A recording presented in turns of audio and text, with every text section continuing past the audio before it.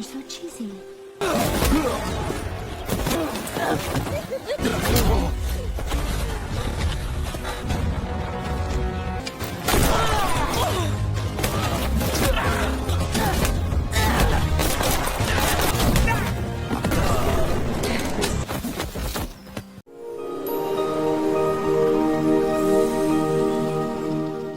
Film pun diawali dengan diperlihatkan seorang wanita yang sedang terluka parah, yang sedang mencoba terus berlari, menghindari kejaran seseorang.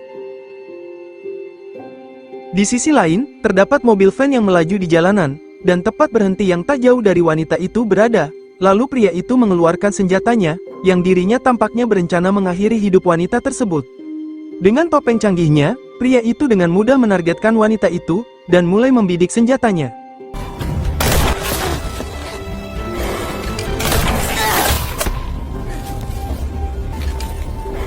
Wanita itu yang dalam kondisi sekarat hanya bisa pasrah dirinya akan dieksekusi.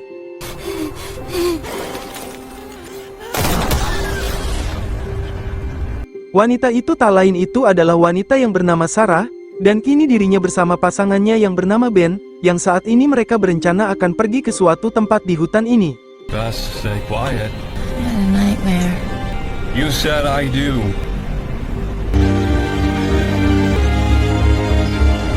Mereka merupakan pengantin baru yang akan memulai bulan madunya, dengan mengunjungi beberapa tempat yang ada di hutan ini, karena di hutan ini tempat di mana mereka pertama kali saling mengenal, dan juga mulai saling mencintai. I love it. Let's get going. Di saat akan melanjutkan perjalanannya, Sarah tak sengaja menemukan kain yang terdapat noda darah, yang membuatnya sangat heran. Di tengah perjalanannya itu, terdapat rambu yang menutup akses jalan mobilnya, dan tanpa rasa curiga, mereka pun memutuskan melewati jalan alternatif yang ada di sisinya. Entah mengarah kemana jalan ini, Ben tetap terus melajukan mobilnya, dan tepat di depannya, terdapat mobil van yang berhenti. See, no one's here. Please just go.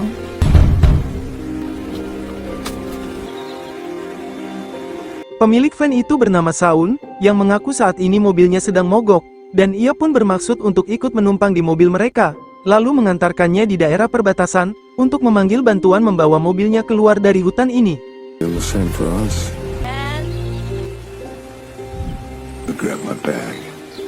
Sarah sendiri sebenarnya cukup keberatan, karena justru akan mengulur-ulur waktu bulan madu mereka. Namun Ben sendiri tak bisa membiarkan Saun yang memang butuh pertolongan, sehingga Ben pun menerima tumpangannya itu. Tentunya Sarah tak terima dengan keputusannya, karena mereka tak tahu apakah dia jahat atau tidak. Here, let me. Sepanjang perjalanan, Sarah sama sekali tak nyaman berada di dekatnya, dan ia terus menatap wajah yang dingin pada Saun. Bahkan saking tak sukanya, Sarah sempat menuduh Saun kemari hanya untuk berburu. Tetapi Saun menjawabnya dengan tenang, jika dirinya hanya sekedar jalan-jalan menikmati alam sekitarnya. Got somewhere to be. You don't like me very much, dude. Perjalanan mereka pun mulai terhambat, ketika mobil RV Ben tiba-tiba juga mengalami mogok. Saun mencoba memeriksa kap mobilnya, tetapi tampaknya kondisi mesinnya tak baik-baik saja, sehingga untuk saat ini mereka tak bisa melanjutkan perjalanannya. Sarah yang masih tak percaya dengan Saun pun meyakinkan Ben, bahwa mereka tak bisa mempercayai Saun, karena menurutnya dia pria yang tak beres, dan mungkin sedang merencanakan sesuatu untuk hal ini. Saun pun mengatakan pada mereka, jika dirinya berhasil menemukan sinyal, sehingga ia bisa menghubungi truk derek untuk membawa mobil mereka berdua kemari beberapa jam lagi. Tak ada pilihan lagi, mereka pun terpaksa harus menunggu bantuan datang kemari. Namun hingga 3 jam lebih, truk derek yang katanya Saun akan segera tiba tapi masih belum datang juga. Sarah tetap tak akan pernah mempercayai Saun. Namun Ben meyakinkannya pada istri tercintanya ini, bahwa Saun tak seburuk apa yang dia kira, karena sejauh ini mereka berdua belum menemukan keanehan dari diri Saun. Just pretend to be nice. Saun yang mengaku memiliki keahlian memasak, mengajak mereka untuk mencicipi daging rusa buatannya ini, sembari mengisi perut mereka sejenak. Ponsel Saun pun berbunyi, dan ia pun langsung mengangkatnya, yang terdengar dari obrolannya, dia sedang mengobrol bersama putrinya yang bernama Lisa. Shaun sendiri mengaku setiap setahun sekali datang mengunjungi hutan ini, yang dimana dirinya memang sebenarnya memiliki keahlian berburu, yang itu hanya sekedar hobinya saja. Defenseless animals is an exact. Something I want to show you, and I think Shaun pun langsung menunjukkan pisau andalannya di saat dirinya berburu, yang dimana baginya, pisau itu memiliki aura kekuatan yang hebat, dan membuat dirinya bisa menghabisi buruannya itu dengan mudah. Mereka berdua cukup merinding melihat pisau itu yang begitu besar, apalagi membuat Sarah pun makin curiga padanya, dan kecurigaan yang dirasakan Sarah pada Shaun itu memang benar. that's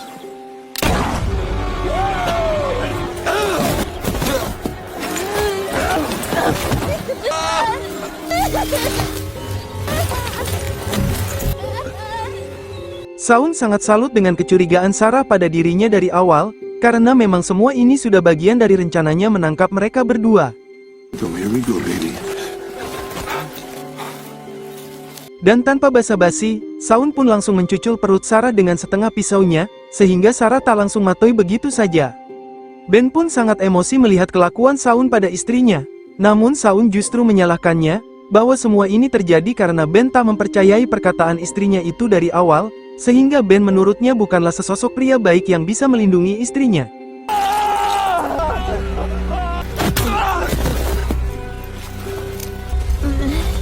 Karena Shaun yang dari awal terpesona melihat kecantikan Sarah, maka dirinya pun akan mencoba memperkaosnya, untuk mencoba mencicipi rasa serabi lempit dari pengantin baru.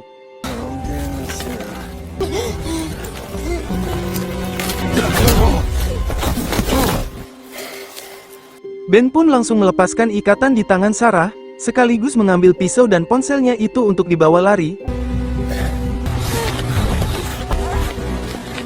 Shaun pun segera bangkit, dan mulai mengeluarkan sniper dari balik karungnya, dan mulai melakukan perburuannya pada mereka.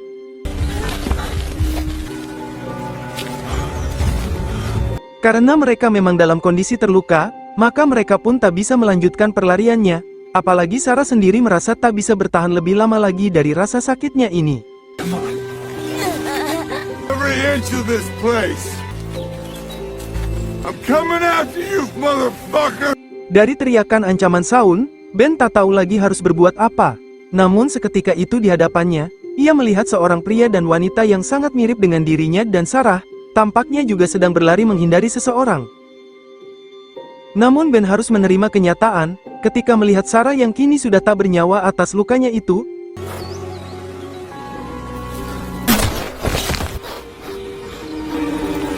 Tak ada pilihan lagi selain dirinya yang tetap harus berlari menghindari tembakan Shaun, sekaligus meninggalkan jasad Sarah sendirian di sana.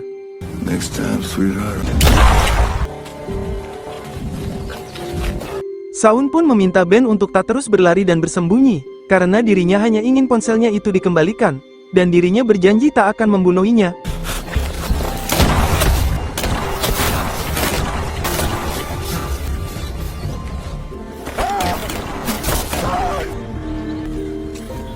Pada saat itu, ponsel milik Shaun pun berbunyi, dan ponsel itu menampilkan sebuah sistem dari suara AI. Lalu dari kejauhan, Ben melihat seorang pria yang mirip dengan dirinya, yang sedang mendapatkan salam olahraga dari dua orang begundal, dan kemudian langsung membunuhinya.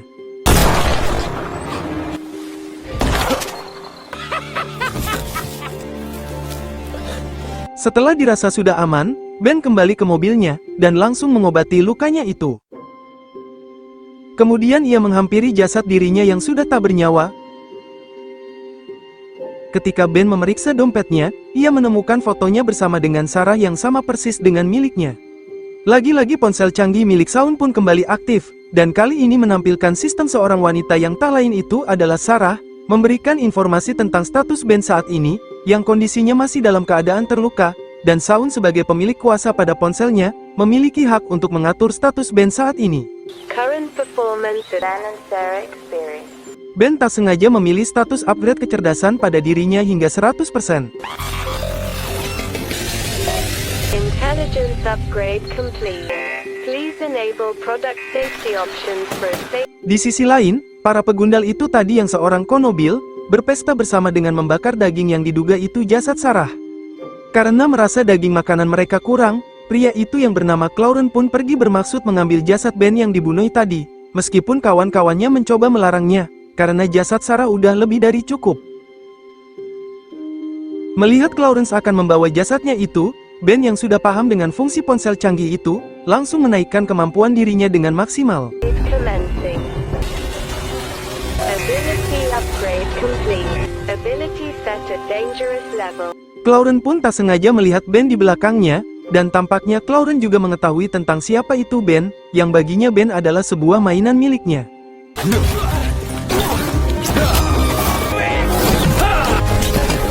Ben dengan mudah bisa menumbangkan Clarence, berkat kontrol dari ponsel canggihnya ini, dan mencoba akan membunuhinya.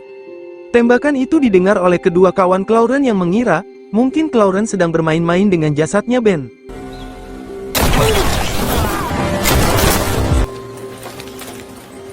Di sini Ben langsung menodongkan senjatanya pada Travis, untuk menjelaskan apa yang telah terjadi dengan tempat ini, dan siapakah dirinya sebenarnya.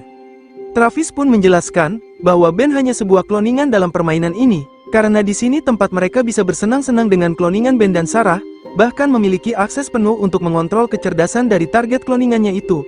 Tetapi mereka yang sebagai pengontrol ada kemungkinan bisa dibunuh oleh kloningannya itu sendiri. Untuk itu, Ben meminta Travis memberitahu cara dirinya bisa keluar dari permainan ini. Travis pun memberikan ID card miliknya, yang di sana tertulis nama King Entertainment sebagai penyelenggara dari permainan ini.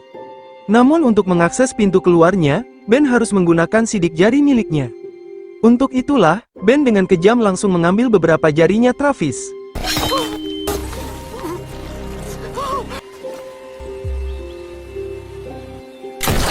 Di sisi lain, terdapat dua orang pemain dari game ini sedang membawa Ben dan Sarah, dan memergoki Saun yang melintas, bahwa ini zona permainan miliknya. Hey, this is our zone.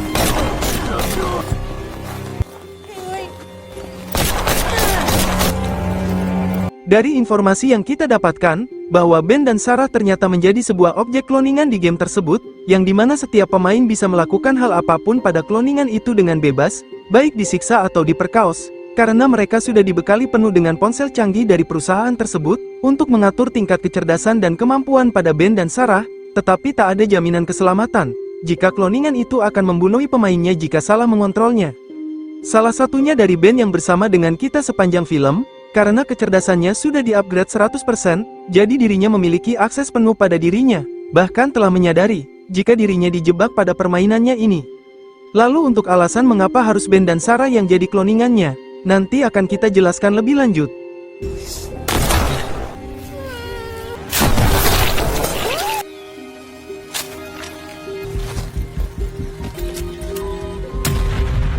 Di sini Ben yang telah menemukan kloningan Sarah, ia pun langsung membebaskannya.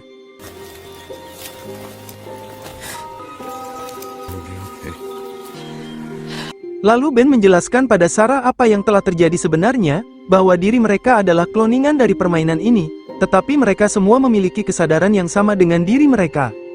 Kemudian dari ponsel milik pria tadi, Ben langsung menaikkan kecerdasan Sarah menjadi 100%. Mereka berdua mencoba mengingat kembali dari awal mereka kemari, tetapi sayangnya mereka hanya mengingat dari awal perjalanannya dengan mobilnya saja. Ben pun yakin, bahwa memang ingatan mereka semua sudah disetting oleh perusahaan itu, sebagai awal mula jalan cerita dari kisah mereka dimulai. Lalu terdengar suara alarm dari langit yang menginformasikan, bahwa perusahaan ini mendeteksi kloningan Ben yang telah kehilangan kontrol dari pemiliknya, sehingga mereka menyuruh pemain tersisa untuk menuju ke jalan keluar. Lalu mereka memerintahkan para prajurit perusahaan itu untuk segera menangkap dan juga menyerangnya. Ben yang menyadari hal itu, ia pun langsung menaikkan tingkat agresivitas dirinya ini menjadi penuh. Begitu juga dengan Sarah melakukan hal yang sama, dan bersiap-siap melawan mereka.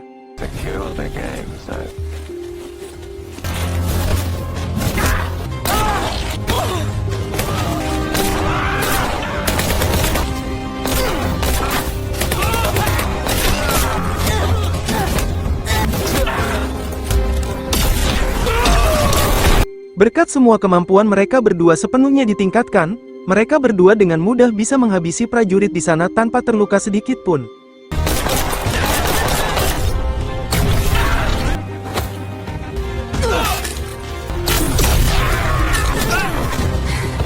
Karena kewalahan, mereka pun memanggil bala bantuan udara, Tetapi mereka berdua tetap melakukan perlawanan pada semua prajurit di sana, dan terus membasmi mereka semua tanpa henti.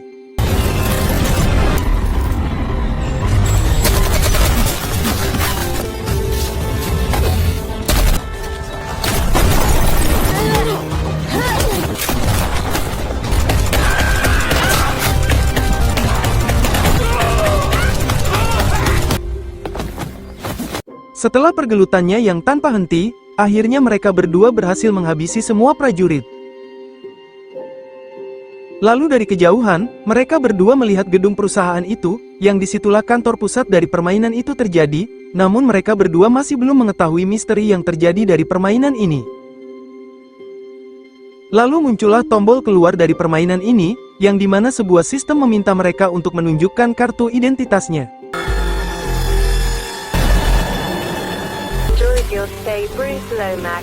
Di saat Ben akan memindai sidik jari Travis, muncullah Shaun dengan menodongkan pistolnya pada mereka, lalu menyuruh Sarah untuk segera datang mendekat.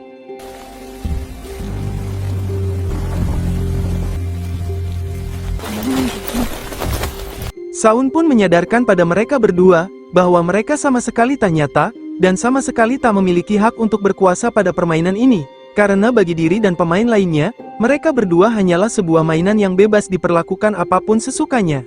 I'm God here, and soon you're both gonna be. What, you got nothing to say? In the book of return trip. Namun kali ini berbanding terbalik, karena sekarang Ben dan Sarah lah yang bebas berbuat apapun pada mereka semua, berkat kecerdasannya yang telah ditingkatkan.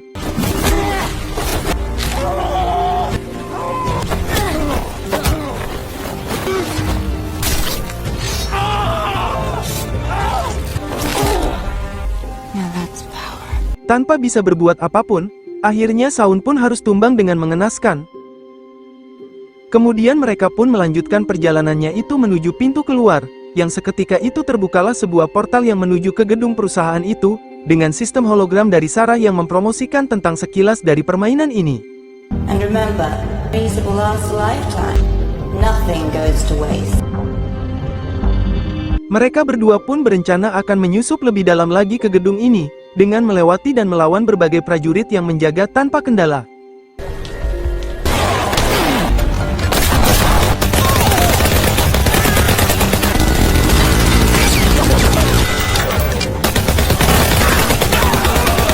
Ketangguhan mereka berdua benar-benar tak terhentikan, hingga tak ada satupun yang bisa melawan kelincahannya.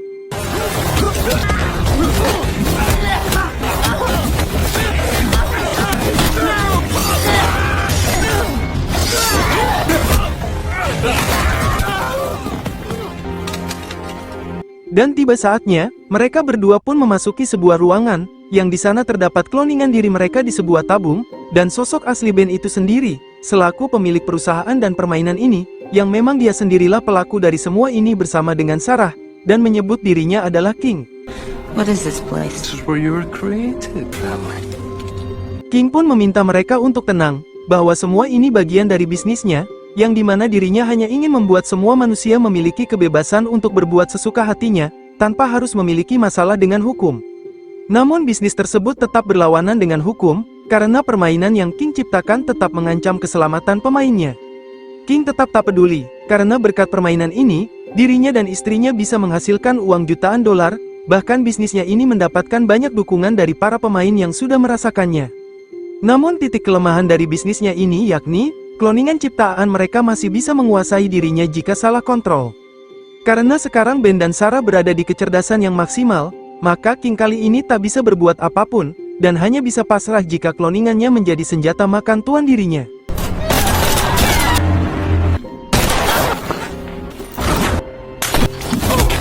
Don't talk too much. Di saat itu juga, para pasukan lainnya datang mencoba mendobrak masuk ruangan itu, yang di sana Ben dan Sarah telah mengganti pakaian mereka, dan berpura-pura sebagai bosnya, yang tentu penyamarannya itu sama sekali tak disadari oleh para pasukannya itu. Karena King sendiri belum matoy, maka Ben menyuruh pasukannya untuk mengirim King ke area permainannya.